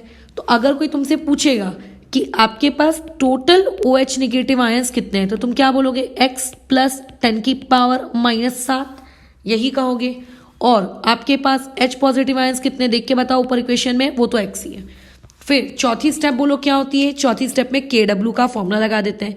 देखो ना एकदम रटी जाते हैं, हाथ पूरे रट जाते हैं लिखते लिखते, ठीक है। KW कितना 10 की पावर -14, H पॉजिटिव कितना X, OH नेगेटिव कितना X प्लस 10 की पावर -7। क्वाड्रेटिक बोलिए क्या बनेगी, X स्क्वायर प्लस 10 की पावर -7X माइनस 10 की पावर -14 इक्वल टू 0, ठीक है। अब इस क्वाड्रेटिक को सॉल्व करना है तुमको, मैं नहीं करूंगी, मैं तुम्हें आंसर लिख के दे देती हूँ, उसमें सॉल्व तुम्हें करना है। अब इसको जब तुम सॉल्व करोगे तो तुम्हें x की वैल्यू मिलेगी। मैं आंसर लिख के दे देती हूँ, सॉल्व तुम्हें करना है, तुम्हें चेक करना है कि x की वैल्यू और तुम्हारी वैल्यू मेरी वैल्यू मैच कर रही है कि नहीं। ठीक है, x की वैल्यू आ गई 0.618 इंटू 10⁻⁻7। इवन मैं तुम्हें एक बहुत ही अच्छा इंटरेस्टिंग फैक्ट बताती हूँ, ये इक्वेशन आपको ना बार बार देखने को मिलती है, बार बार। इवन हमने जब ऊपर प्रूफ किया था ना कि पानी एसिड के प्रेजेंस में डिसोशिएट नहीं होता है, तो उस वक्त भी यही सेम इक्वेशन हमारे हाथों आई थी। यही सेम इक्वेशन कहाँ गई यार वो, ये देखो ये, और उस वक्त भी हमने यही वैल्यू लिखी थी। तो मुझको तो बेसिकली ना ये इक्वेशन की ये वैल्यू ना याद है, फ्रैंकली स्पीकिंग मेरे को तो याद है। बट तुम क्योंकि पहली बार सॉल्व कर रहे हो तो तुम एटलीस्ट अपने हाथों से निकाल के देखना। तो इससे क्या आया, एक्स की कंसंट्रेशन आई। इससे क्या मिला, एक्स की कंसंट्रेशन मिली। एक्स मतलब H positive ions. H positive ions मेरे पास कितने हैं, एच पॉजिटिव आयंस मेरे पास 0.618 इंटू 10⁻⁻7 है। इससे मुझे क्या मिला, इससे मुझे OH निगेटिव आयंस की कंसंट्रेशन ड्यू टू वाटर, है ना। टोटल OH निगेटिव आयंस की कंसंट्रेशन नहीं मिली मुझे, किसकी मिली, OH निगेटिव आयंस की कंसंट्रेशन ड्यू टू वाटर में मिली मुझे। तो वाटर की वजह से कितनी हुई, ये 0.618 इंटू 10⁻⁻7। अब क्वेश्चन वाले ने क्या निकालने को कहा है, क्वेश्चन वाले ने pH कैलकुलेट करने को कहा है। pH क्या होता है, -of log base 10 H positive. अब बताओ पूरे सवाल में क्या कहीं पर भी तुमको H पॉजिटिव दिख रहा है। H पॉजिटिव सिर्फ और सिर्फ पानी की वजह से है, सिर्फ और सिर्फ किसकी वजह से, पानी की वजह से, और किसी की वजह से नहीं है। तो पानी की तो वैल्यू आ चुकी है, इसको आपको यहाँ पुट करना है ना। ठीक है, पुट कर देंगे। जब आप इसको यहाँ पुट करेंगे तो यहाँ से आपके पास pH निकल के आ जाएगी, कितनी, 6.79 के आसपास। ठीक है, या फिर 6 पॉइंट, ऊपर हमने कितना लिखा था, ऊपर भी तो यही सेम क्वाड्रेटिक बनी थी ना हमारी, ऊपर कितना लिखा था 6.7910। ठीक है, 6.79 के आसपास से मेरे पास pH आ गई, खत्म, निकल गया क्वेश्चन में pH। और अगर क्वेश्चन में उसने आपसे POH पूछ लिया, मान लेते हैं कि लाओ POH कैलकुलेट करो, तब कैसे अपनी गाड़ी आगे बढ़ेगी। तब तो और भी सिंपल है, pH प्लस POH कितना होता है 14, क्योंकि क्वेश्चन में टेम्परेचर मेंशन नहीं है तो मान के चलेंगे 25 डिग्री सेल्सियस और आंसर निकालेंगे।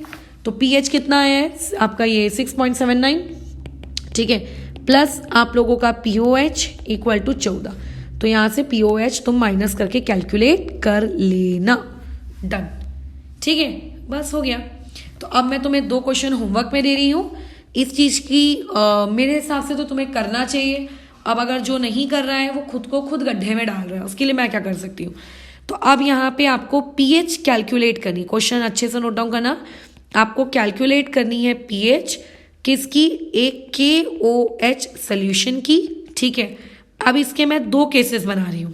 पहला केस, अगर 5.6 ग्राम का आपने KOH मिक्स किया किसमें, 50 ml वाटर में, तो देखो हर बार कैसा होता था, कंसंट्रेशन दी होती थी।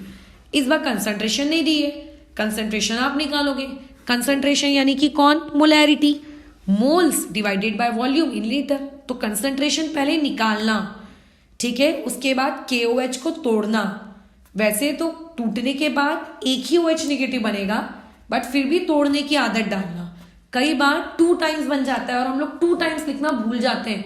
ठीक है, जैसे अगर मान लेते हैं H2SO4 में या ऊपर में तुम लोगों को डायरेक्ट लिखने की आदत पड़ जाती है H positive H positive H positive, तो तुम क्या करते, एसिड की कंसंट्रेशन 10⁻⁻7, तो H पॉजिटिव की कंसंट्रेशन भी 10⁻⁻7। वैसा नहीं, उसको तोड़ना, हमेशा तोड़ना। तोड़ोगे वहां से OH नेगेटिव की कंसंट्रेशन मिलेगी। चेक करना क्या वो OH नेगेटिव की कंसंट्रेशन 10⁻⁻6 से छोटी है क्या। अगर छोटी है तो आपको वाटर को कंसीडर करना पड़ेगा। ठीक है, वाटर को कंसीडर करना पड़ेगा। और अगर मान लेते हैं वो छोटी नहीं है, वो बड़ी वैल्यू है, तो वाटर को इग्नोर कर दो। तब वाटर को क्या कर दो, इग्नोर कर दो। ठीक है, अच्छा, और बी केस ऐसा है, इसके हिसाब से आंसर आएगा 14.3। और अभी अगर आप इसको क्या कर रहे हो, फर्दर डाइल्यूट कर रहे हो। फर्दर डाइल्यूट मतलब जो पहला मैंने इलस्ट्रेशन लिया था वही, पहले बिना डाइल्यूट किए आंसर निकालना और उसके बाद डाइल्यूट करके निकालना। अब यहाँ पे ध्यान से देखना, डाइल्यूटेड 2 में एक 100 ml, 2 में एक 100 ml का मतलब पहले 50 ml था कंटेनर में, अब 100 ml हो गया। इसका ये अर्थ आप कतई मत ले लेना कि पहले 50 ml था, मैंने अब और 100 ml डाला तो टोटल वॉल्यूम मेरे पास 150 ml हो गया। ठीक है, ऐसा मत करना। तो ये थी हम लोगों के पीएच की पूरी इंट्रोडक्टरी क्लास। इस पूरी इंट्रोडक्टरी क्लास से हमने ये सीखा कि पीएच होता क्या है, पीएच किन चीज़ों पे डिपेंड करता है, एक्सेट्रा एक्सेट्रा। ठीक है, इस तरीके से न्यूट्रल पॉइंट कभी भी फिक्स नहीं होता है, और अगर वाटर को कब लेना है, वाटर को हमें कब नहीं लेना है। ठीक है, तो जब भी कंसंट्रेशन 10⁻⁻6 से बड़ी हो, याद रखेंगे कितनी हो, यहाँ पे मैंने रेंज लिखवाई थी ना, कहाँ गया वाला पार्ट, कहाँ गया, हाँ 10⁻⁻6 से अगर कंसंट्रेशन बड़ी है, राइट साइड में है, तो आप वाटर को इग्नोर करोगे, ठीक है। ऐसे केस में वहां पे कौन सा फॉर्मूला यूज होगा, pH is equals to minus of log H+ की कंसंट्रेशन कहाँ से, एसिड से। पानी है नहीं है वो सब सोचना ही नहीं, ठीक है, खत्म। अच्छा, लेकिन अगर आप लोगों की जो कंसंट्रेशन है वो 10⁻⁻8 से भी छोटी हो गई, 10⁻⁻8 से भी छोटी हो गई, ठीक है, तो ऐसे केस में आपको क्या करना है, 10⁻⁸ से भी छोटी हो गई, तब क्या करना है आपको, फिर पीएच का फॉर्मूले में क्या करना पड़ेगा, कहाँ लिखेंगे फॉर्मूला, रुको कहाँ लिखूँ मैं, हाँ, pH equal to minus of log, यहाँ पे H+ आयन टोटल का मतलब वाटर वाला भी लेना है और आपको कौन सा, एसिड वाला भी लेना है, बराबर है। अच्छा, ये भी एक बात समझ में आ गई। अब बस यही आपको कहानी लगानी है, ये पूरी की पूरी वैल्यू खत्म हो गई। कोई दिक्कत मुझे नहीं लगता कि होनी चाहिए। तो ये तुम्हारा होमवर्क है, इसको अटेम्प्ट करोगे, इसको चेक कराओ। नहीं, चेक कराने की नीड नहीं है, आंसर मैंने दे दिया है, उसको तुम अटेम्प्ट कर सकते हो। कोई ऐसी बड़ी चीज़ नहीं दी है, बॉम्ब ब्लास्ट नहीं कर दिया तुम्हारे सर के ऊपर, ठीक है। और भी हम पीएच के ऊपर क्वेश्चंस लेंगे। ये हमारी थी पहली कैटेगरी, ये जो हमने आज पीएच के क्वेश्चंस किए ना, ये क्वेश्चंस हमारी पहली कैटेगरी के क्वेश्चंस है। तो पहले तुम क्या करोगे, देखो ऑर्डर देख लो नोट्स बनाने का, कैसे बनाओगे नोट्स। पहले तो अपनी पूरी थ्योरी चल रही है, ये पूरी थ्योरी लाइन से लिखना, पूरी थ्योरी लाइन से। उसके बाद ये भी चल रहा है, ये भी चल रहा है, ये भी चल रहा है। अच्छा, फिर अभी अचानक से ये आ गया, इसके बाद ये कंक्लूजन पॉइंट आ गए। कंक्लूजन पॉइंट आने के बाद यहाँ से न्यूमेरिकल शुरू हुआ। तो न्यूमेरिकल शुरू होने से पहले कैटेगरी 1 या टाइप 1 की हेडिंग डाल देना, और टाइप 1 की हेडिंग के अंतर्गत ये लिखेंगे फॉर एसिड्स एंड बेस, ठीक है। क्या लिखोगे वहां पे, फॉर एसिड एंड बेस, ठीक है, फॉर एसिड एंड बेस, यानी कि हम लोग अभी for strong acid and strong base.